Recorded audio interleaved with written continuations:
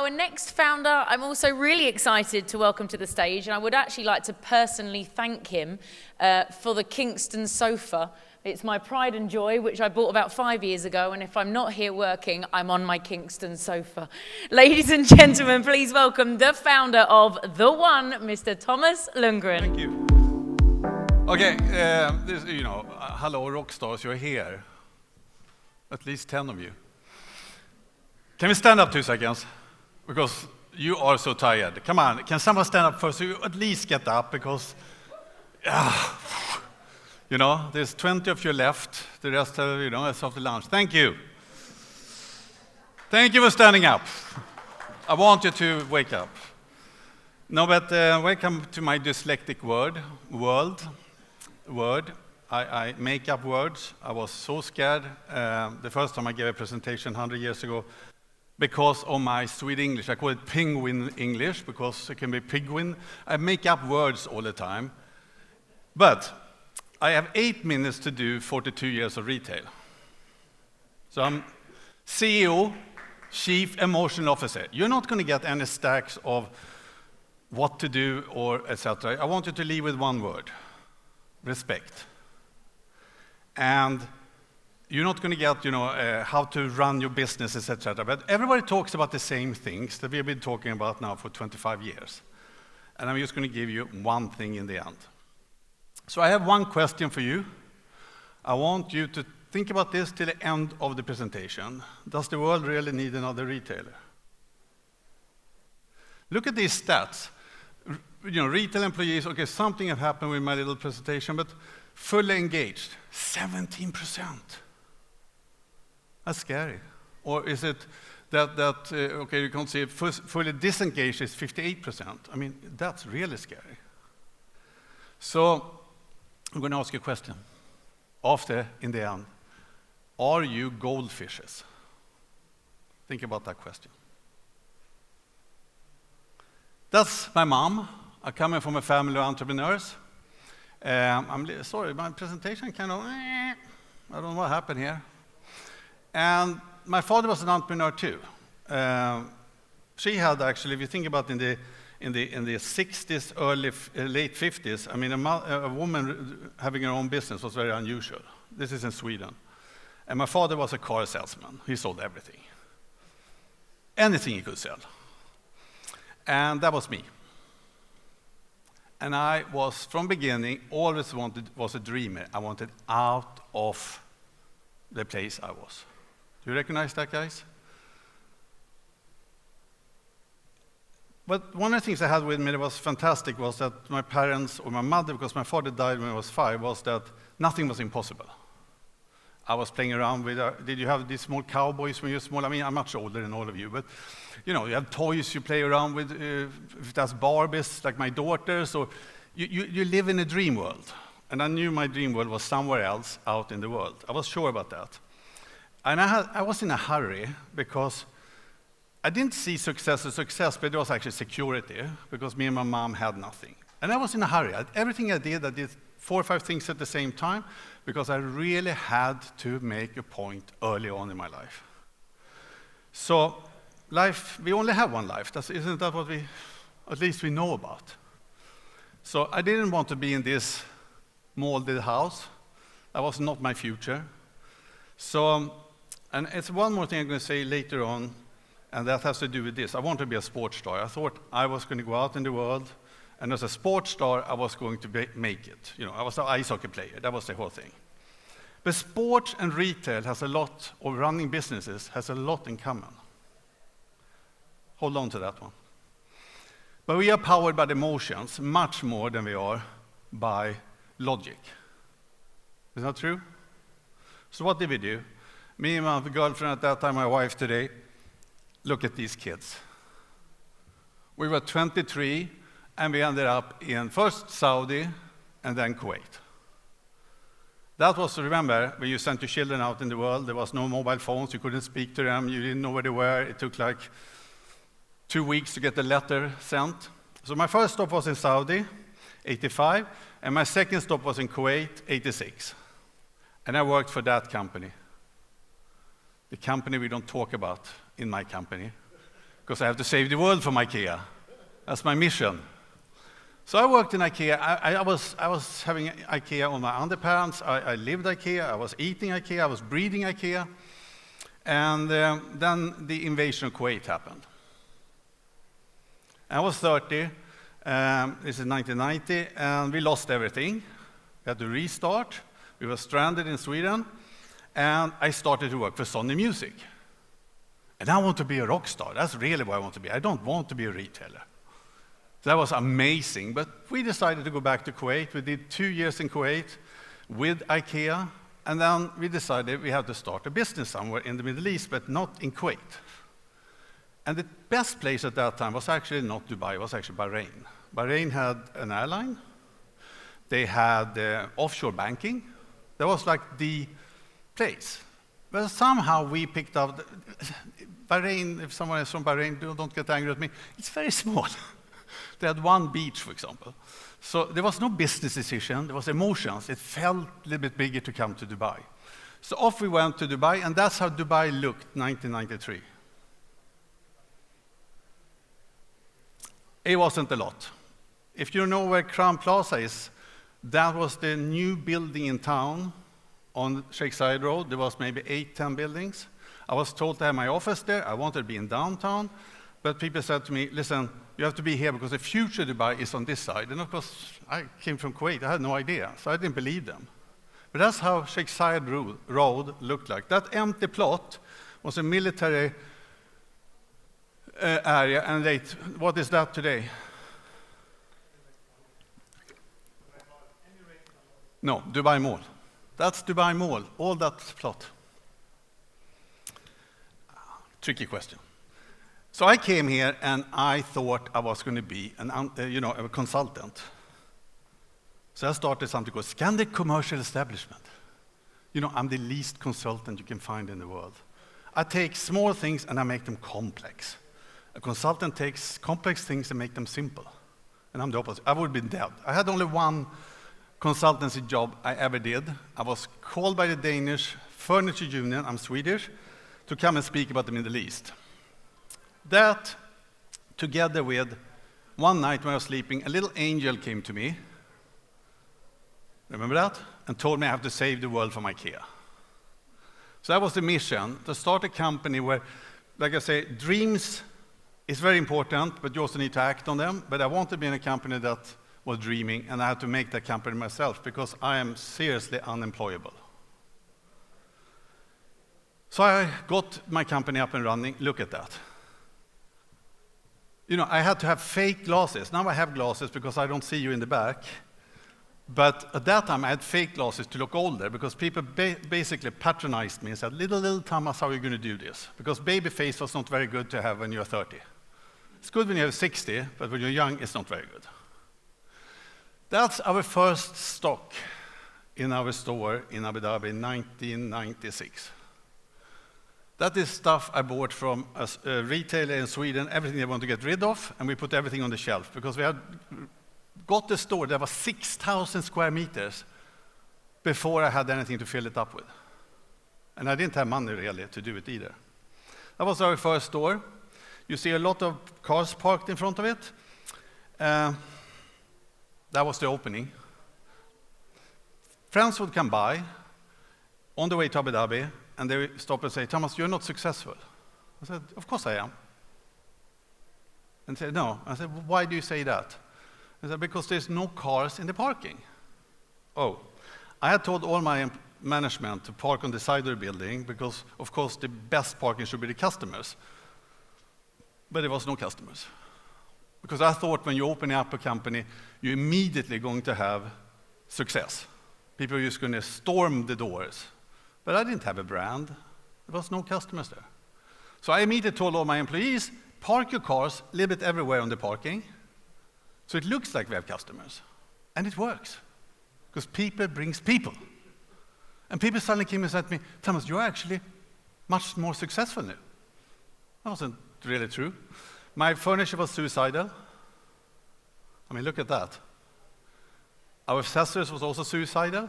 I mean, I had no clue. We flew to China, I flew to India, and I pretended I knew what I was doing, and these manufacturers just laughed at me. Like, okay, you know. And that was our first shipment of rugs. It was molded, we had to put it on the parking lot, and to dry it. And that's what I'm saying, life is a journey. Retail, business, whatever it is a journey too. And you're going to go through some real bad stuff. We had no money, and we had a big flood. The fire system broke in the warehouse. We had a fire. I drove from Dubai to Abu Dhabi. At that time it was 2 lanes, not like now 6 lanes. And it took longer time for the fire brigade in Abu Dhabi to get to my store than it got for me to drive from Dubai. And that fire is on top of my finance department. What do you think had happened if that fire went down 1 more floor? I would have been a crook, and I would have been gone. But what does entrepreneurs do when things doesn't work? They open 1 more. So this was the story I tried to get here in Jumeirah. From beginning, I couldn't get it, and then suddenly an opportunity opened, and we got that up, and we opened that in 97 in April. Because I had too much stuff now, and I took half of all the stuff from Abu Dhabi, and I brought it. I had 4 delivery vans, I needed 1. 2 went here. I had 4 cash tills. You know, cash tills, because I came from IKEA. I was thinking big. I moved half of everything here, and that's where we succeeded. Because here's where the customers started to find us, and especially the most fashionable customers here, which are the Lebanese women. They found us. And that's where it started to take off. So I'm not going to go through the stores anymore, because that was what got us to survive.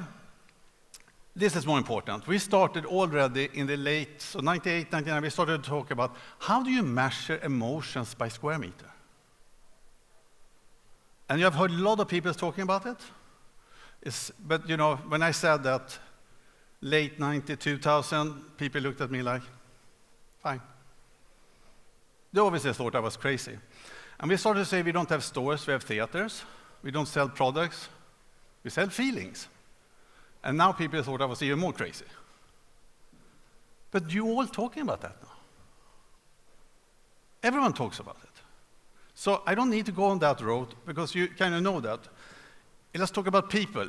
Everybody knows this too. These are the 4 keywords. It's totally scrambled. So the key KPIs I use is you need to keep your people informed, interested, and inspired.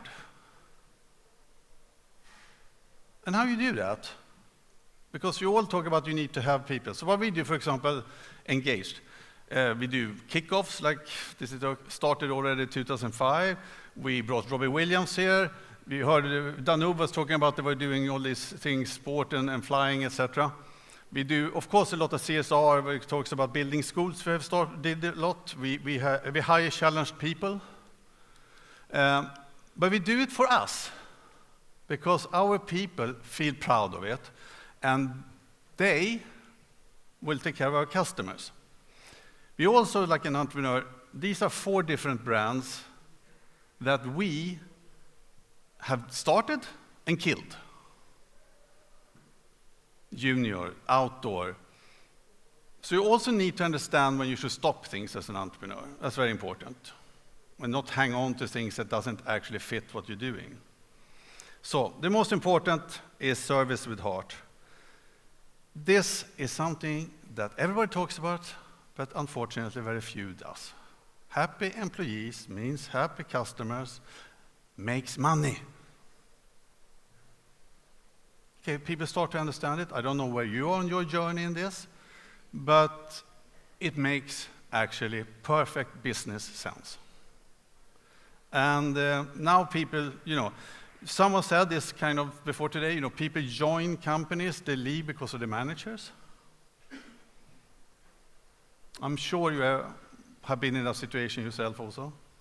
So if you have a dream, you need to make it into a vision, you need people. It's so obvious. And whatever you do in each company, that becomes a culture. Anything, the bad stuff, the good stuff. You technically speaking have a culture in every family too. And you can't replicate and say, oh, this is so cool, they have pinball machines in the office and they have free lunches or whatever it is. You need to make your own culture, and that culture is what's going to make you succeed or not. The famous one in Harvard is, culture eats strategy to breakfast. So have you heard about great places to work? I'm not going to go through this, but we have been #1 great place to work here since 2011 when it started as a local company. We sometimes have had some international companies ahead of us, unfortunately. But it actually started off when I was sitting in Crown Plaza and I was writing on my business concept. And every time I got a hand in my face, I met every local family here, I met every bank, and there was no. I have a letter, a wall in my office, which is a rejection wall, with all the letters from everybody said no to me, sits on that wall. Banks and locals. And one day when, the typical lunch was noodles. If I paid, there were 2 dirham noodles. If my assistant paid them, it was 1 dirham noodle. I think it was a shaitan in the bottom of Scandic, of Crown Plaza. And one day I walked by the bookshop because I love magazines. And one of the magazines there said, the Fortune, it says, the 100 best companies to work for in America. And I bought that. I'm not a Fortune magazine buyer. Not still. Not today. But I bought that one. And it just made sense. Immediately when I saw it, so I brought it into the concept that if you take care of your people, they take care of you. They take care of your customers. This year, and this I'm proud of to say, to actually have to go through, we are #1 to work for in Kuwait, Qatar, and UAE. We are the #1 in GCC. We're 1 in GCC when it comes to retail. And as a mid-sized company in Asia. That's funky. And back to the questions to you in the beginning. Sport. So people say, okay, so what does it mean to be the great places to work? People are happy, good, do you have free coffee? No, it's about a lot of things, and one of them is to set up systems. You don't have a soccer team where you survive on 2 superstars. You need to have systems where everyone in the team can succeed. You don't have a submarine, or I don't know what I can make up right here, right now, where you can die. Each one needs to know what they do. But you need to have systems so people can learn to do and can do their part. And setting up systems is difficult, and most companies don't do it because they say they do it, but they don't really do good ones. Systems are also when you do your appraisals, one of the words I always think I'm coming back to when it comes to appraisals, etc., is that people must feel there is no, the word I'm looking for right now is that when someone else gets that promotion, you feel proud of that person. It's not because he or she knows someone, nationality, or whatever it could be in that. They do it because they have worked hard for it, and everybody feels that is exactly, you basically celebrate with that person, although I want it myself. And that is difficult. Favoritism was the word I looked for, is everywhere. And even if it isn't favoritism, if people don't feel you have an honest company that is translucent, you basically, is that the word, by the way, translucent? Transparent is the word I'm looking for. That is transparent. If you don't have a company that's transparent, then favoritism is one of the words that comes up all the time.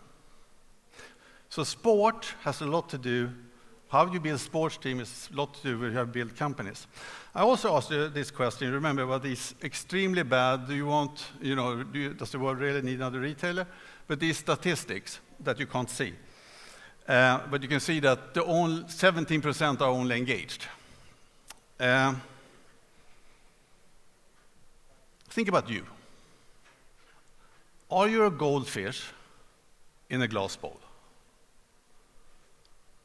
And I think you should think about this, because if you work for a company that doesn't respect you, it's actually not the company's fault. it's your fault.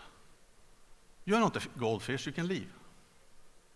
If you're an owner of the company or a very high up manager, you can do changes. But I always hear people complaining working for companies, and they complain about things, and I always say to them, then you are the problem, leave. So, if you don't have respect, you cannot have love. And love is the most important thing when it comes to love yourself, love other people, love your customers. We talk about it, but how do you generally get that through? This is and think about your own journey, what you want to do with life, and what is your driving, what has been driven you till where you are today. For me, is security. I had nothing as a kid. It's very clear that it was one of the things for me that now when I'm older, I'll say, I wanted to be approved. I want to be proud of myself. I want my mom to be proud of me. I want to be loved. Everybody wants to be loved.